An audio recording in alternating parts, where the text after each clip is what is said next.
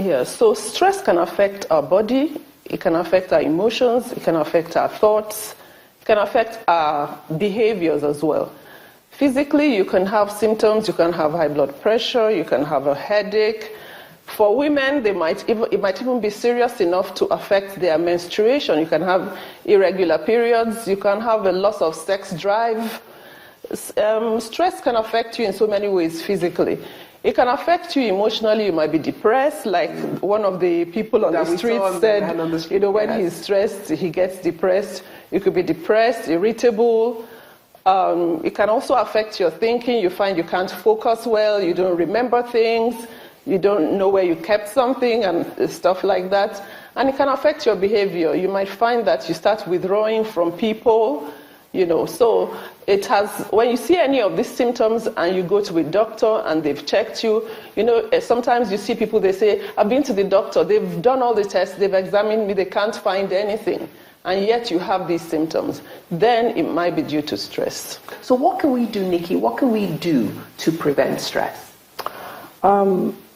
First, we have to understand that stress, like we've been talking about it, the way we've been referring to stress is external mostly, like, loss of a family member or a loved one, or relationship issues that you can't really do anything about. So that's an external stress.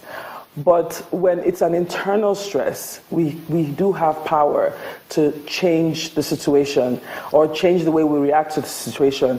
For example, when we're pessimist, when we're, negative self-talk, we talk to ourselves negatively, you're scared, everything brings fear, a fly, and you're thinking, oh my God, am I going to die? Yeah. So you're, exaggerating the problem, or you're even a perfectionist, it has to be this way. And sometimes you can't have it your way. So these are some of the things or the traits that we have that induce stress.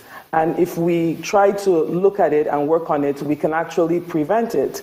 And some of the ways we can reduce stress, and we can prevent it where possible. But if possible, we can prevent it. But most of the time, we like to look at managing it, because stress is a reality of life. And then we can use healthy coping mechanisms to manage stress.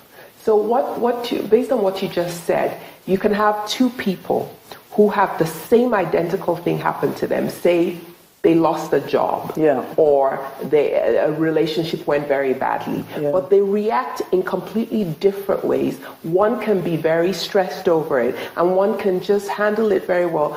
And the person who's stressed might just be because of how they look at the situation, how they are reacting to the situation. Exactly, yes. So that's great, because I think sometimes we always think about stress as things that happen to us, and we don't realize that we can actually contribute to stress ourselves. So why don't you, let's talk about, some of the ways in which we can, you talked about that, how we can prevent, but I know there's a mnemonic that you mental health people use. Yes, we like to use like the 4 A's, which is to avoid stress, or to alter stress. Now, avoiding stress and altering stress are you changing the situation, which Dr. Chika, can shed more light on. And then accepting and adapting to it is you changing your reaction to it, which is what we were talking about, that when you have external stress on you, how do you react to it makes the difference with whether you're managing it well or you're not. Okay. So, Dr. Chika, can we delve more into some of these strategies? Yes. So, strategy 1, if we decide to avoid the stress, some stresses are avoidable. For instance, some of us find it difficult to say no. You want to do everything for everybody that comes around you. This person says, do this. Your husband says, do that. Your boss says, your sister, your friend. And you're torn in so many directions. So you have to learn to say no. That's one thing you can do. You can also avoid it by reducing, you can decide, for instance, to avoid arguments. You don't have to, a friend of mine says, you don't have to accept every invitation to an argument.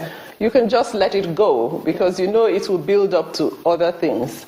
So that's about avoiding. But it's not everything that you can avoid. So for the things you can't avoid, you can alter the situation. For instance, someone upsets you or someone is putting you under pressure, you can talk to the person calmly and explain, this is how I feel about this situation. You don't have to just go off. Yes. You know. Then you could also adapt, like I said. I was tempted to give an example, but I'll leave that for later. So, but you could reframe your problems. Yeah.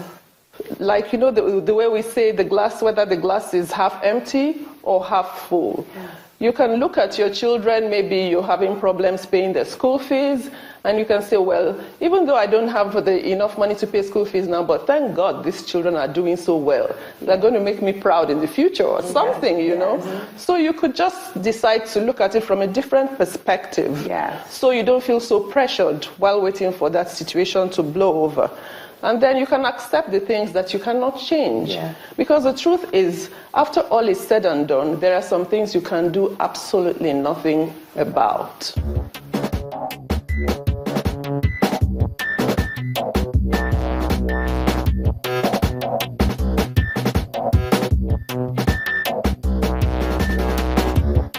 So Nikki, we've heard Dr. Chika talk to us about how to avoid, how to alter, how to either adapt or accept the situation. What other strategies can we use for help, for good stress management?